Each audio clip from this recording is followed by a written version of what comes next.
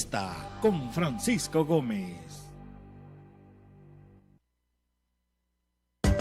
Los conceptos vertidos en la siguiente entrevista no son responsabilidad ni es la línea editorial del 106.9 FM Radio.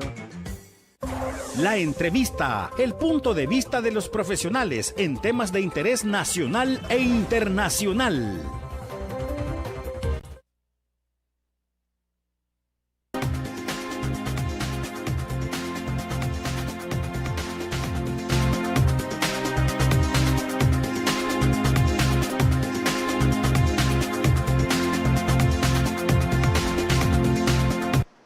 El Salvador sigue dando muchas sorpresas. Ayer el presidente de la República, en su discurso ante la ONU, habló de un país donde no se encarcela a la oposición, un país donde hay libre expresión, un país donde se vive en libertad completamente.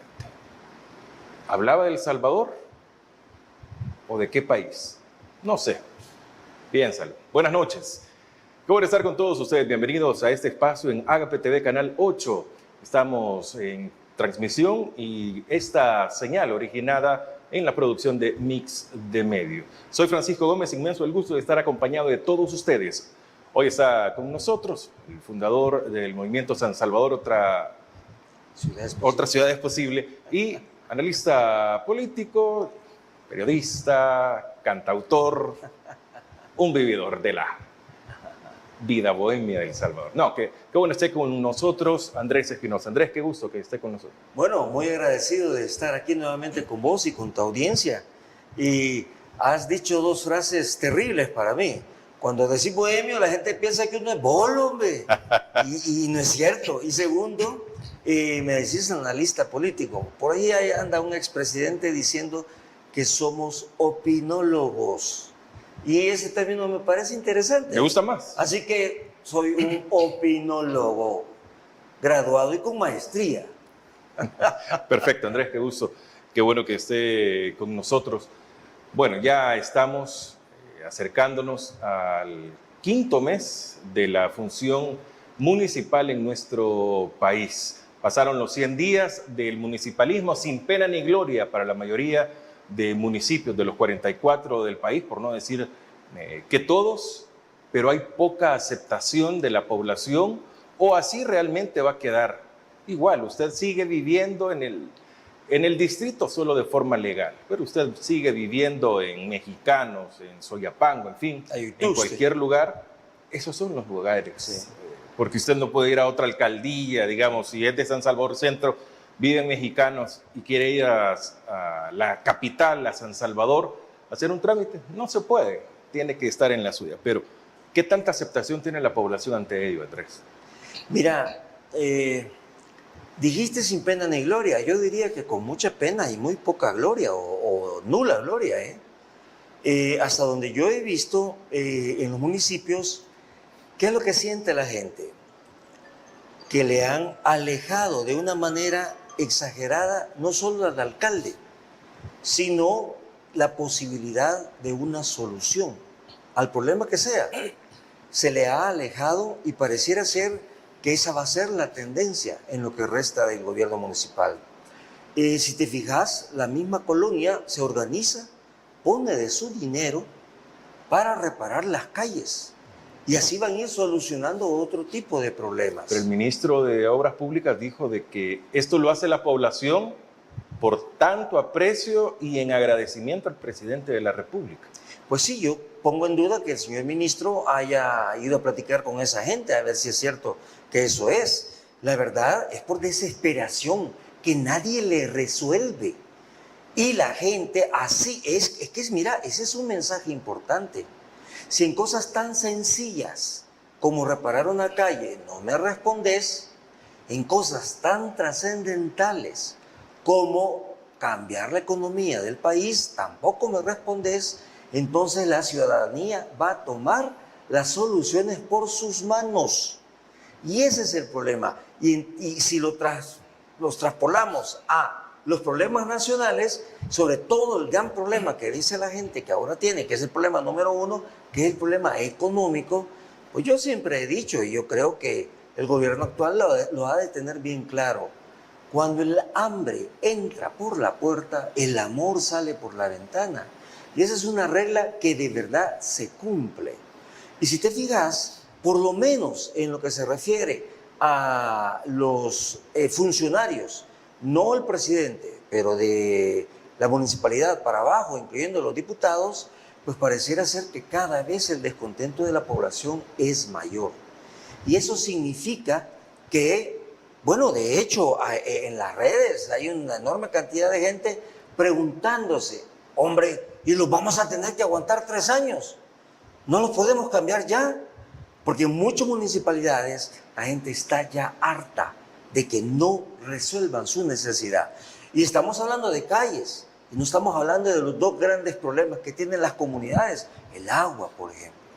El agua no aparece en ninguna forma en los alcaldes para ver cómo se resuelve el problema del agua y el problema de la economía, ¿verdad? Si no hay trabajo, pues simplemente no hay trabajo. Y a eso velo, sumarle el tema aunado al de la basura con el tema medioambiental, perdón, el tema del agua, aunado al tema medioambiental, el tema de la basura. Mira, a mí me mata de la risa que yo vivo poniendo, cuando voy a mi oficina, hay una esquina en una colonia, frente a una comunidad, que la esquina todos los días está llena con montañas de basura. A la par de un rótulo que dice prohibido botar basura, ¿sí? Pues yo pongo fotos de ese rótulo, de ese lugar, porque siempre está lleno de basura. Ojo, y es basura nueva. Quiere decir que el camión llega y la recoge, pero al día siguiente está igual. Entonces, ¿qué pasa ahí? ¿Cuál es el problema ahí? ¿Y cuál es la ineficiencia ahí? El sistema. El sistema es el problema. No es la acción exacta de recoger la basura. Y eso, al tener un pésimo sistema, lo que hace es encarecer los costos, ¿sí? Y volver ineficiente. Y además, en hora pico, a veces mandan a recoger la basura. Y por cierto, ahí a la par está una estación de una empresa que transporta valores. ¿Has visto los camiones que transportan valores? Unos amarillos. Esos tipos creen que son los dueños de la ciudad.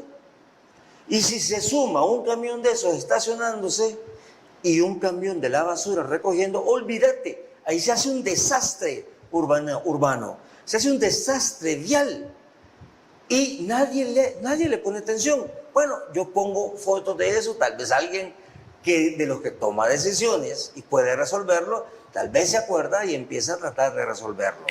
¿Qué tienen esas, mis publicaciones ahí? Entre otras cosas, me han dicho comunista por querer una ciudad limpia. ¿Te puedes imaginar lo que eso significa?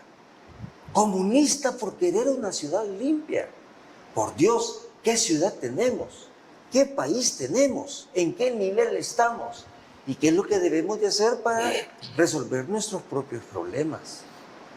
Andrés, las alcaldías son autónomas, pueden tomar decisiones sobre estos temas, recolección de basura, tener un mejor medio ambiente, si lo queremos ver así, para toda la comunidad que ellos administran realmente. Pero ¿por qué las alcaldías no toman una decisión?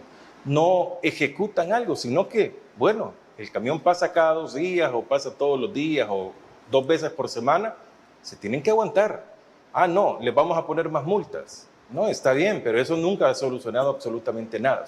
¿Qué hacen realmente las alcaldías, grandes, pequeñas, muy lejos de la capital o no, para tratar de resolver estos problemas?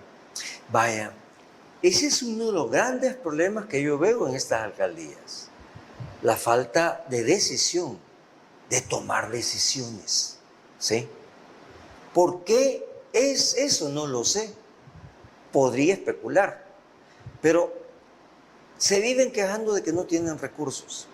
Pero mira, hay una de las quejas que más veo yo, por ejemplo, hay varias colonias en el área de Santa Tecla que yo oigo las quejas y las veo ahí.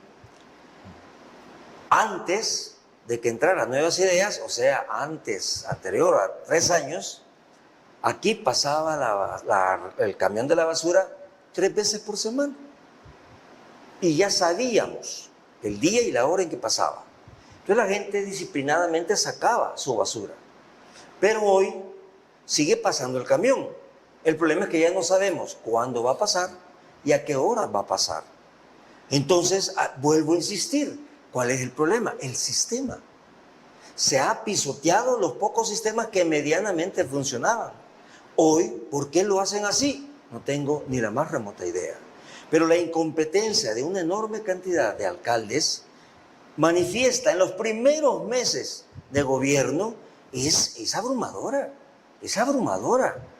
Pero ya vimos que la primera acción que tomaron al nomás llegar en este nuevo periodo de gobierno fue subirse sueldos, que dijeron que se los iban a bajar, no sabemos si lo hicieron, subir las dietas, ¿sí? Meter en los presupuestos un presupuesto para peinados, para barberos, para corbatas, para zapatos, por Dios, hombre, eso se llama corrupción, hombre. Y poner gentes en instancias donde la gente no está capacitada para recoger o para ejercer cierto tipo de trabajo. Por ejemplo, el tema de la basura. Eso no se puede poner a un amigo, se tiene que poner a alguien que entienda de logística, entienda, sepa y sobre todo tome decisiones sobre logística. Pero no pasa. Mira el tema catastral, por ejemplo. El catastro es la mina de oro de las municipalidades. Un catastro bien manejado debe de proveer los suficientes recursos que necesita una municipalidad no solo para funcionar, sino para resolverle los problemas a la gente. Pero normalmente el catastro es una de las áreas que más marginal se tienen. Bueno, creo que la de los desechos es la más marginal. Los peor pagados, los peor equipados, los peor capacitados. Y los tratan como basura a los empleados de la área de basura. Y eso, de verdad, es terrible, porque la basura es la que pone y quita alcaldes, ¿sí? Siquiera por un interés electoral deberían de preocuparse por eso, pero ni siquiera eso lo hacen, porque están amparados en que la marca los va a volver a hacer ganar. Esta vez la marca los hizo ganar, nada más. Y si te fijas, muchos alcaldes, en su lugar donde habían sido alcaldes, perdieron la elección. Pero en otro lugar, con esta nueva conformación municipal, donde no lo conocían, eso los hizo ganar. El caso de San Salvador Este. Este señor pierde donde era alcalde, que era Ilopango, pero gana Soyapango. Y en Soyapango hay más votos y eso lo impulsa para ser alcalde y él ahora. ¿Y qué ha hecho en San Salvador Este? Pelearse con el que quedó en segundo lugar. Y una ineficiencia y la gente esperando. Mira, te pongo otro ejemplo. Te garantizo que el Día de la Tierra van a empezar a salir a regalar arbolitos. ¿Sabes cuántos arbolitos regalan? Entre todas las alcaldías son varios miles. ¿Sabes cuántos arbolitos de esos se pegan en la tierra? Prácticamente ni uno. Porque no se trata de sembrar arbolitos, se trata de generar toda una visión conductual que permita que ese arbolito no solo se siembre, sino que se cuide, se riegue y se proteja para que él solo pueda desarrollarse. Pero como eso no se hace, entonces el arbolito muere rápidamente. Entonces seguimos en la deforestación. México, la Ciudad de México, cuando hace esto, pone, ¿qué? 6, 7, 8 millones de árboles cada año. Y cada árbol lleva una ficha. Hoy lleva un código, ¿cómo se llama esto? QR. Un QR. Y a través de ese QR monitorean cada árbol para saber exactamente qué está pasando con él. Millones de árboles. ¿Por qué si la tecnología nos facilita eso, por qué no lo aplicamos? Pero decimos que somos la ciudad inteligente, pero decimos que somos los más modernos del mundo mundial. No, hombre, con todo respeto respetuoso, estamos perdidos y vamos hacia un abismo, porque los problemas reales de la ciudad siguen sin resolverse y es más, cada día son más graves. Solo te menciono tres problemas, el económico, el agua y la basura. Cada vez es más grave estos tres problemas. Bueno, vamos a hacer una pausa. Está con nosotros Andrés Espinosa, acá en No sé, piénsalo.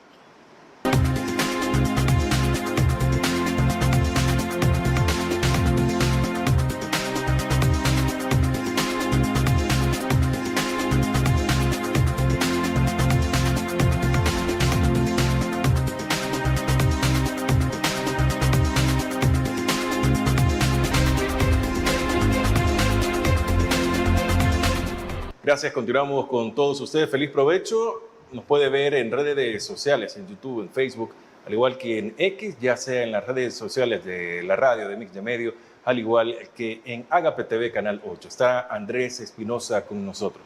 Andrés, no importa la hora, el día, el congestionamiento en las grandes urbes, en todo el país, ya no es exclusivo de San Salvador, es bastante amplio. Hemos hablado incontables veces con usted, ya sea en la radio o acá, sobre el congestionamiento, qué cosas lo generan, pero esto está aumentando. Usted nos dijo de que en 8 años, si no me equivoco, íbamos a tener el doble de vehículos en el país, parafraseando esta vez. Pero el punto es que cada día, no importa que sea un domingo en cualquier zona, hay un congestionamiento bastante amplio, porque tráfico es todo, congestionamiento es el que nos preocupa. Pero ¿a qué quiero llegar con esto?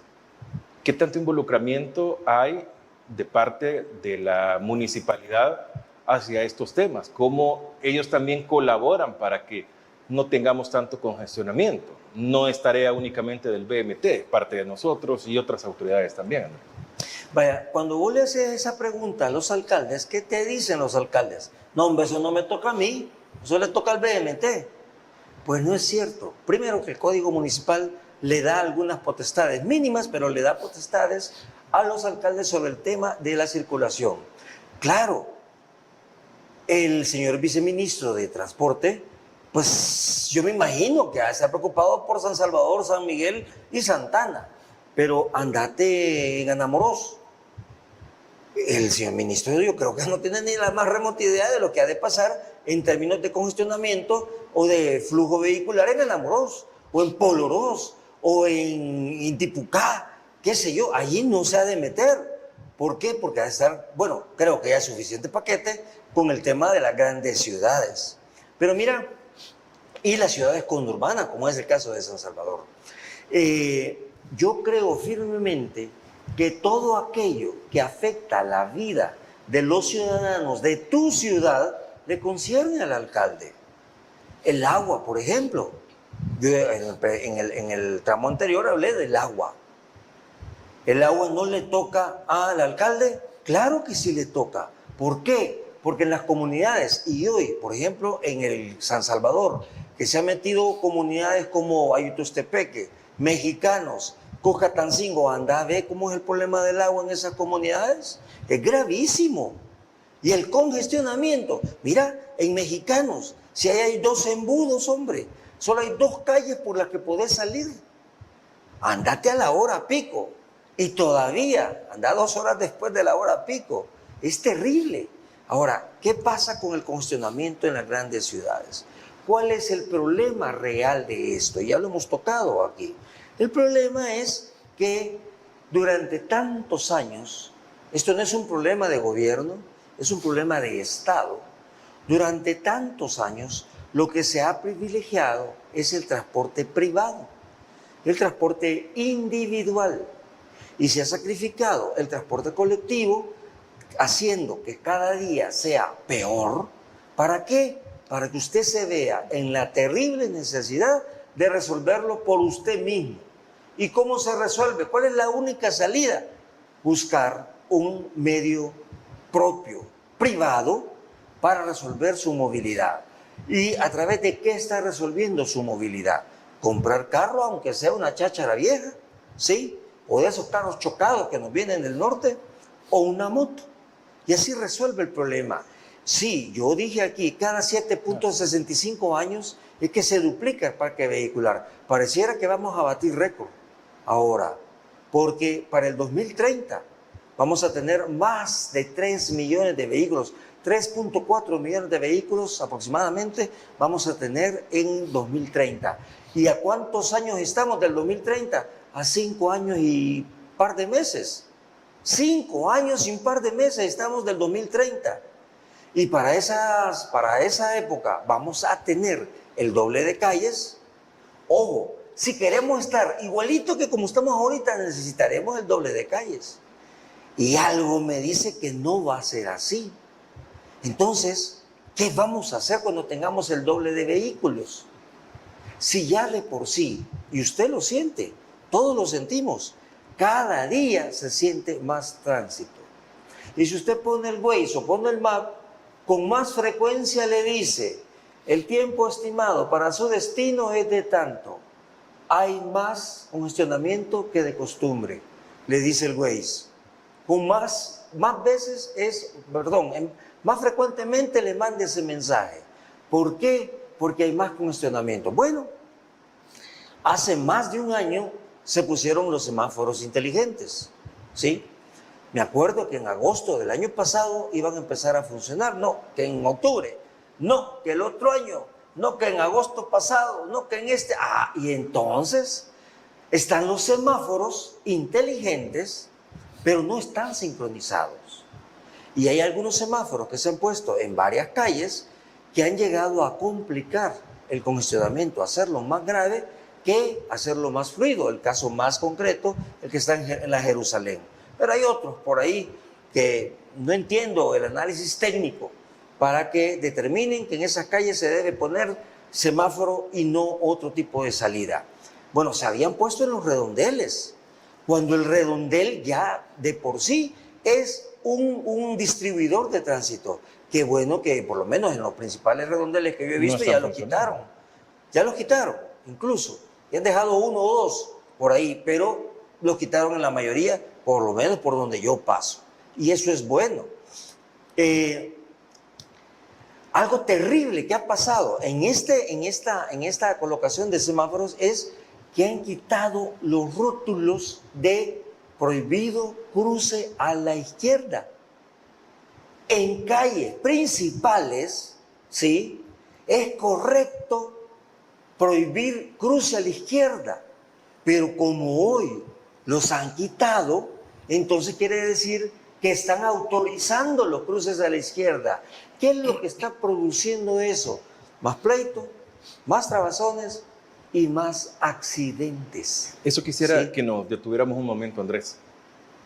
Estamos viendo una racha de accidentes diarios, grandes, pueden haber fallecidos, pero a lo que quiero llegar es, ¿cuál es la causa? O que hoy tenemos más redes sociales y nos damos cuenta de más, pero no hay día que no nos vayamos con 5 o 6 accidentes, un carro incendiado, algún vehículo que precipitó y cayó a algún barranco, fallecidos. O sea, estas causas es de estudio también y hay razones. Claro, claro. Es que mira, esto es así. Todo lleva una estadística. Esto es así. El hacinamiento que tiene nuestra ciudad produce todo eso. Pero además de eso, el tema cultural es gravísimo. Fíjate, el BMT para todo es multa, para todo es chilío. Es verdad. Los salvadoreños, si no nos dan chilillazo, no entendemos. Está bien, digamos que esa parte yo la comparto, pero lo que no comparto es que solo sea el chilillo. No hay medidas alternativas a esto. A la par del chilillo debe de haber toda una conducción de cambio de cultura vial y cambio de cultura ciudadana. Pero lo que se ha perdido en la ciudad es la empatía. Mira, si vos dejas pasar, en lo personal, yo hago con frecuencia, yo dejo pasar a la gente que nadie deja pasar. Pero ¿qué pasa con los carros que están atrás de mí? Me insultan, me gritan, me pitan. Hijo de Lule, ¿qué es lo que no te hacen? Porque yo dejé pasar a una señora con 2 niños, a un muchacho que hoy dejé pasar a un muchacho que llevaba una carga en una carreta de plátanos, de fruta, de verduras, etc.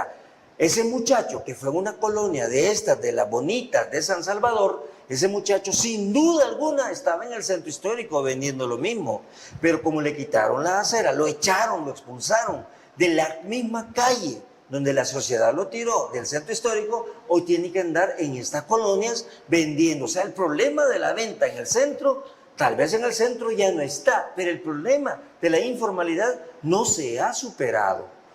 Y pareciera ser que la intención no es resolver el problema de la informalidad, es simplemente apartarlo, que se vaya para otro lado, donde se vea menos, probablemente sea la misión o la visión que se tiene de los tomadores de decisiones. Y fíjate, bueno, ya me metí a hablar de otro tema, pero la siniestralidad que tenemos es espeluznante. Mira cuántos accidentes hay de motos que se estrellaron con un furgón que lleva caña. ¿Cuántos? Este año, mira las estadísticas, cualquier cantidad. ¿Y por qué? ¿Y por qué se estrella? Porque el camión se estaciona, se hace a un lado, pero no lleva la señalización que pide la ley. ¿Y de quién es culpa? ¿Del chofer? No, es del dueño de la empresa de caña. Pero ¿quién le va a decir a los cañeros, mire, me corrija eso, que está matando a la gente porque no lo ve? ¿Quién va a hacer eso? Ya ves, lamentablemente ayer, antier, aprobaron una ley, ayer creo que fue, Antier, para beneficiar a aquellas empresas que construyan edificios de 35 pisos. Yo soy un creyente de la ciudad vertical. Nosotros, por el espacio que tenemos, que es mínimo, necesitamos sustituir la horizontalidad por la verticalidad. Yo estoy de acuerdo con eso, pero no estoy de acuerdo con que se le perdonen los impuestos al que tiene más dinero. ¿Quién tiene dinero para hacer un edificio de 35 pisos? Cuando la demanda de vivienda anda cerca de los 400,000 de gente pobre. ¿Por qué no sacamos una ley que estimule que este señor también haga un buen negocio construyendo casas de interés social? ¿Qué te dicen las grandes empresas cuando uno les plantea hagamos casas de interés social? No, es que es poco rentable. Bueno, quitémosle los impuestos para que la gente tenga casa. Y vamos resolviendo poco a poco uno de esos problemas. Y ahí vos podés controlar a la población. Fíjate, yo metí un proyecto cuando trabajaba en la alcaldía de San Salvador, porque descubrimos que los trabajadores de la municipalidad que recogen la basura no viven en San Salvador. La inmensa mayoría viene de a saber de dónde. ¿Y cómo es que llegan a las 3:30, 4 de la mañana a su trabajo? ¿Cómo hacen? Yo todavía no lo sé. Desde que han de pagar a saber qué, pick-up, lo que sea, microbús, yo no sé. Pero imagínate la problemática que tienen nuestros trabajadores de la municipalidad para llegar tan temprano para empezar a trabajar. Mal comidos, ¿sí? Mal vestidos. Ya lo dije, mal equipados, mal capacitados, mal pagados, etc. Pero entonces dijimos, bueno, ¿y por qué no generamos una colonia en tanta casa abandonada en el centro histórico para estos trabajadores? Porque allá donde vive no es de ellos, están pagando alquiler. Igual, pagan alquiler, pagan agua que no tienen, pagan energía, pagan el transporte, pagan la comida, etc. Pero si hacemos una colonia en estas casas o colonias cerca de su lugar de trabajo que están abandonadas, entonces hacemos que él primero duerma más y ya no se levante tan temprano y llegue más descansado a cumplir con su trabajo. Segundo, le vamos a dar la posibilidad de que al mediodía regrese a su casa a almorzar y no tenga que gastar en la calle, ¿sí? Tercero, se va a ahorrar el costo del pasaje. Entonces le estamos mejorando el sueldo sin mejorar el sueldo, imagínate. Pero ¿qué pasa? No, es que es poco rentable. Y elevamos a él la calidad de vida. Pero ¿por qué no se hace eso? Ah, porque es poco rentable. ¿Y por qué es poco rentable? Porque estamos en un mundo no capitalista. Estamos en un mundo feudal o muy parecido a lo feudal, donde las ganancias no pueden ser ganancias. Tiene que ser la ganancia sobre la ganancia sobre la ganancia y después le subimos más sobre la ganancia. Ese es el problema que tiene nuestra economía, un mercado deformado. Y eso, de verdad, atenta contra el bolsillo de todos nosotros. Bueno, vamos a hacer una pausa. Está con nosotros Andrés Espinosa en No sé, piénsalo.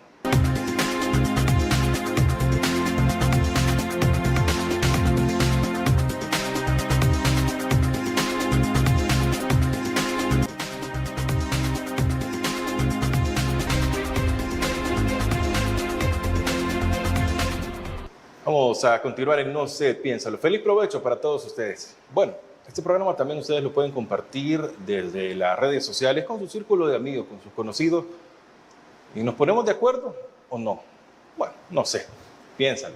Está con nosotros Andrés Espinosa. Andrés, veo en Soyapango, en Santo Tomás, en La Libertad, en fin, en diferentes puntos del país, aún ya en Occidente y en Oriente, que los proyectos habitacionales de $100,000 no bajan las casas. Las más conservadoras, digamos, las más humildes. Estamos viendo proyectos hasta de torres habitacionales para más de 1,000 apartamentos, digamos, y que están de $150,000 a $200,000 hacia arriba, o complejos turísticos arriba de los $250,000. Pero ¿dónde queda, como usted mencionaba en el bloque anterior también, la casa de interés social? Porque eso no está al alcance de nosotros, todo este tipo de casas, de apartamentos. Y si son de 35 pisos hacia arriba, no quiero pensar cuánto puede valer cada uno de estos apartamentos, Andrés. Fíjate, 35 pisos. Yo estoy de acuerdo que ojalá que se logre hacer eso, pero nos plantea varios problemas un edificio de 35 pisos. Primero, ¿a cómo van a estar? ¿Para qué mercado van? ¿Sí? No resuelve el déficit habitacional que tenemos. Pero tiene 3 problemas graves eso. Número 1, ¿cuántos carros van a salir de una sola dirección? ¿Cuántos carros van a salir? En primera instancia, Sí. el congestionamiento en la zona del... Entrar y salir de su casa, simplemente. Y lo están haciendo en zonas donde cada vez hay más tránsito. ¿Por qué? Porque muchas casas se están convirtiendo en pequeñas empresas. Entonces, veámoslo desde el punto de vista de flujo vial. Ya es un reto, llamémosle reto, no problema. El otro gran reto es el abastecimiento de agua. ¿Y cómo se va a abastecer de agua si no tenemos agua ni siquiera para las comunidades? Mira, aquí hay varias colonias donde las casas grandes tienen piscina, pero las comunidades que quedan cercadas por las grandes casas no tienen agua ni para beber.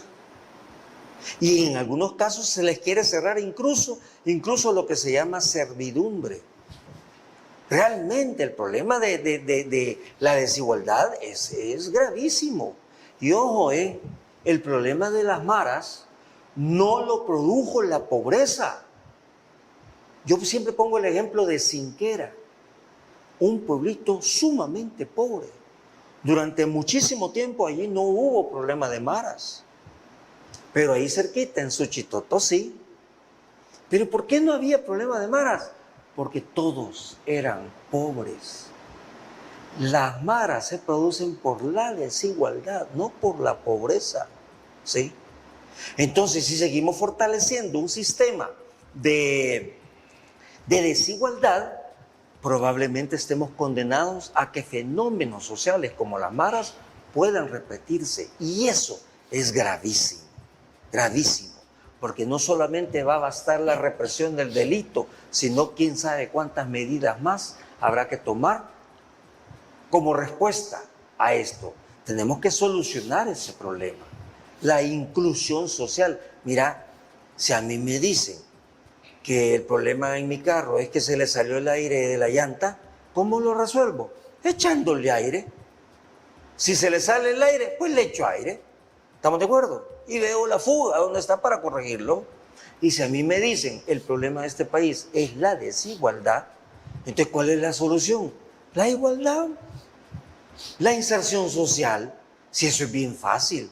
Y en un sistema capitalista como tal, ahí están las herramientas para corregir esto.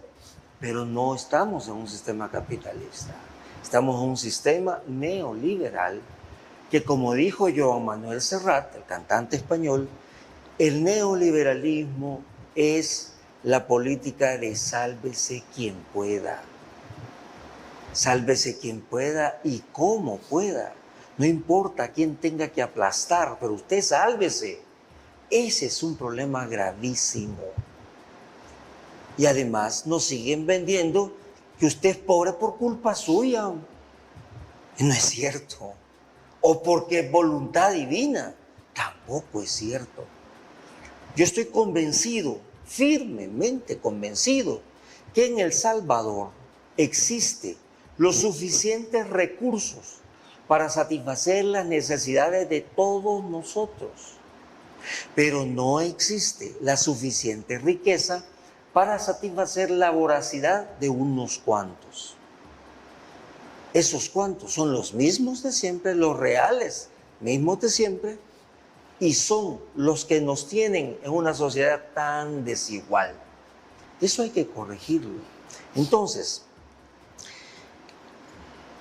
¿cómo vamos a corregir este tema? Este mercado lo podemos desarrollar y conducir. Fíjate, uno de los grandes problemas que tienen nuestros empresarios es que yo creo que más que empresarios son comerciantes. Exitosos, muchos de ellos, o la mayoría. Y una de las políticas que han tenido todos los gobiernos, incluyendo este, es que El Salvador sea atractivo para las inversiones internacionales o extranjeras. Queremos que los chelitos, ojos verdes, rubios, pongan su dinero aquí en El Salvador y generen fábricas, generen empleo, etc. Eso es lo que queremos. Pero ¿qué pasa con el dinero generado aquí mismo? Estos grandes comerciantes, estos grandes empresarios, agarran su dinero y se van para Sudamérica. Quiere decir que estos señores no creen en El Salvador, porque agarran su pistillo y se lo llevan para otro lado. Y ya hemos oído, es público, no me lo estoy inventando, es público las inversiones de miles de millones de dinero salvadoreño en empresas suramericanas, en Ecuador, en Colombia, en Argentina, en Chile. Hombre, si soy salvadoreño y tengo esta capacidad económica, pues lo correcto es creer primero en mi país. Y voy a poner un ejemplo, el que yo lo aplaudo y lo admiro. Este señor de Vijosa, hombre, apellido Saca. Víctor José Saca, creo que se llama. A ese señor yo lo aplaudo y lo admiro. Bueno, yo un poco imaginándome que él de repente agarró su cuchito, lo quebró y dijo, ve, tengo 100 millones de dólares aquí en el cuchito. ¿Qué voy a hacer con estos 100 millones? Abrió una planta industrial de medicamentos aquí. Ese dinero se quedó aquí. Generó empleos aquí. Generó plusvalía aquí. Genera mercado aquí. A ese señor yo le aplaudo. Ahora, ¿qué pasaría si todos los que tienen 100 millones o más lo invirtieran aquí? ¿O tendríamos otro país? Y mira, este tipo de comerciantes, este tipo de empresarios le temen a dos cosas, pero le tienen pavor a dos cosas. Número uno, al comunismo. No tienen claro qué es comunismo, pero le tienen miedo al comunismo. Terrible terror le tienen al comunismo. Pero hay algo a lo que le tienen más miedo que al comunismo. ¿Sabes qué es?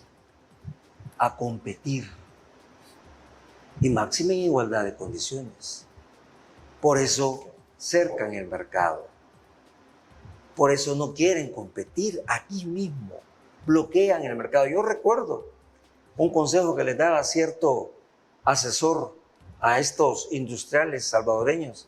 Les decía, no voy a decir el nombre porque ya murió y no puede defenderse, pero yo iba como periodista a esos grandes, porque yo alguna vez participé en elaborar la revista de estos empresarios. Iba como periodista. Yo me acuerdo que este señor les decía, cuando ustedes vean que surge un emprendedor en el área donde ustedes tienen inversiones, aplástenlo chiquito, porque si no se les va a crecer. Por Dios, ¿qué capitalismo es ese? Y termino esta parte con esto, mira, ¿en qué nos va a beneficiar el capitalismo si hay libre competencia? Nos va a beneficiar en que vamos a encontrar el mejor de los productos posible al menor de los precios posible. Y en eso nos beneficiaríamos todos. Vamos a hacer una pausa. Está con nosotros Andrés Espinosa. Ya regresamos.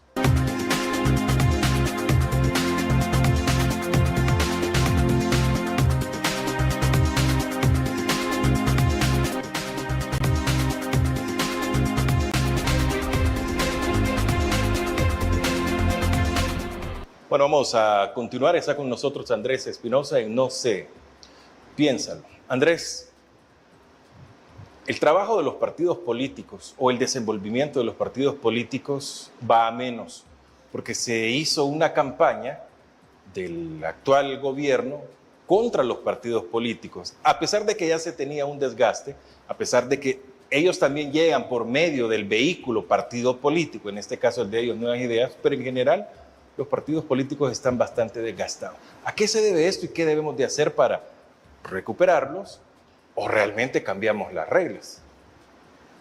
Mira, yo he sostenido en diferentes medios que este modelo de participación electoral en esta disque democracia ya caducó.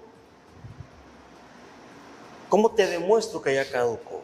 La tendencia a la abstención sube. ¿Y qué es lo que baja? La tendencia a la no participación, a la no participación. Eso sube. Entonces, si esto ha sido sostenido en 4, 5, 6 elecciones, creo que es importante que se evalúe por qué pasa esto. Mi teoría es que los partidos políticos, la gente cada vez cree menos en los partidos políticos. Y los partidos políticos han ido abandonando cierta cualificación, tanto de ellos mismos como de sus cuadros políticos. Si te fijas, hasta donde yo sé, ningún partido tiene escuela de cuadros. Y antes todos los partidos tenían escuela de cuadros. En las elecciones, los partidos políticos elegían a sus candidatos y los candidatos se preocupaban por hacer una oferta electoral. Y todo el mundo tenía una plataforma electoral, la cumplieran o no la cumplieran, pero tenían una plataforma electoral. Quiere decir que al menos hacían un intento de pensar en qué hacer si llegaban a ganar. Pero todo eso ha desaparecido. Y lo que más ha desaparecido es la cultura del debate. Ya nadie quiere debatir, cuando debería de ser obligatorio el debatir, porque allí vos vas a poder confrontar las ideas de unos y de otros y fortalecer las creencias, para un lado o para el otro. Entonces yo creo firmemente que este sistema de partidos no hay que cambiarlo, hay que fortalecerlo.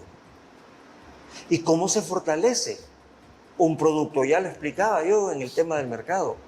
¿Cómo se fortalece un producto? Poniéndole competencia real. En el caso de los partidos políticos, ¿hay que ponerle más partidos políticos? No, porque van a ser igual. Hay que ponerle competencia política, no partidaria. Es decir, en El Salvador deben de haber, a mi juicio, candidaturas independientes. Pero mira, yo te garantizo que la gente del FMLN y de Arena que votaron por las candidaturas independientes, cuando pusieron todas las reglas que hay que cumplir para las candidaturas independientes, hoy se han de estar arrepintiendo de haber puesto todo ese retajal de reglas. donde sale más fácil armar un partido que ser un candidato independiente.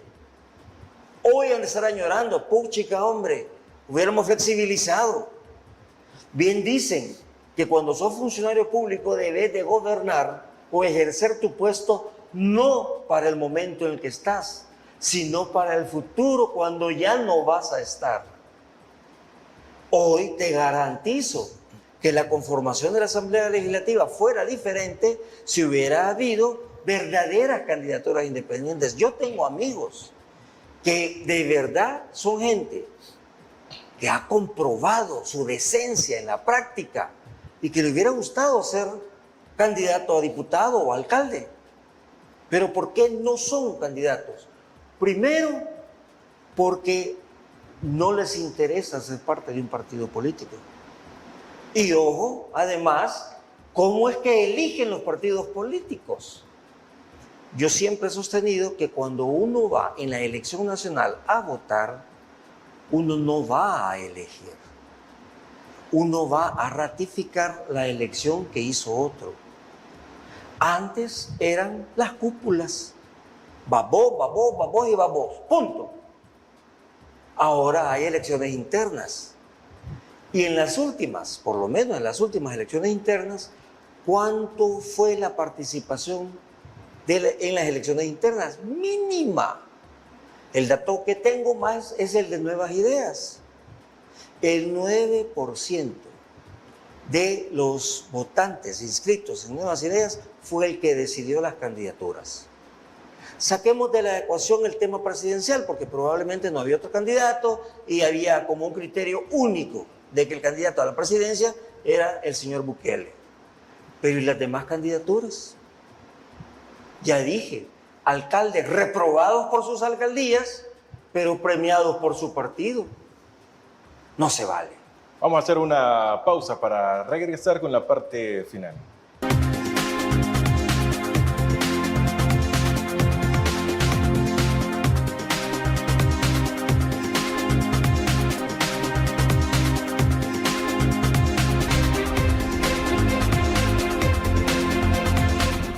Bueno, estamos ya en la parte final de No se piensa, los miércoles a las 8 acá en el 8 con Andrés Espinosa. Reflexión final sobre el último tema, sobre todo, Andrés. La reflexión final es que usted, que dice, yo no me meto en política, es el que más metido en política está. La indiferencia premia a todos estos incompetentes e incapaces, de todos lados, ¿eh? Participe, haga comunidad, haga país. Genere empatía con sus vecinos. Hay un país que cambiar. En eso creo que sí todos estamos de acuerdo. Andrés Espinosa, muchas gracias por habernos acompañado. Gracias. Bueno, a ustedes también muchas gracias por habernos acompañado en esta emisión de No se piensa. La decisión para todo la tiene usted siempre. Cada pueblo tiene el gobierno que se merece porque usted lo decide. Es que yo no fui a votar. Pues decidió. Otros decidieron por usted porque usted no quiso tener la oportunidad de elegir. Muchas gracias para todos en No sé, piénsalo.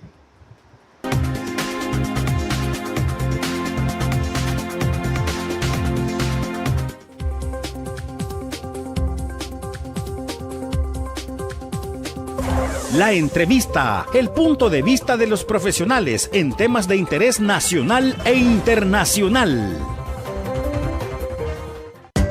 Los conceptos vertidos en la entrevista anterior no son responsabilidad ni es la línea editorial del 106.9 FM.